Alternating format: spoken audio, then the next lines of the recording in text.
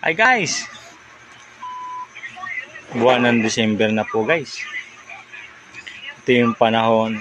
Pwede naman December. Dapat po na yung nagkakaroon ng hindi pagkakunawaan, yung hindi nagkakabati na magkakapatid, kaibigan, katrabaho.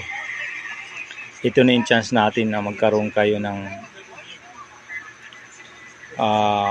malinaw, matiwasay o walang iniisip na iba na o iiwasan pag natin nakakasalubong mga ito. Kasi mahirap yung may kaaway talaga guys. I-celebrate natin na maging masaya yung buong December.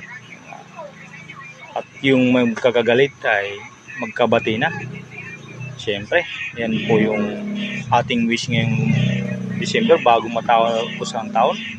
At pagdating ng January ay malinaw at matiwasay yung ating pag-iisip, diba? Wala tayong iiwasan o pagtataguan pag mayroon tayong mga galit o kaaway dyan, mga tabi-tabi o diba? Kaya ano pang hinahantay nyo guys? Idaan sa tamang usapan para maganda ang kalalabasan. Kaya guys, ngayon pa lang mag-sharing na kayo ng inyong kabutihan. Share and like po.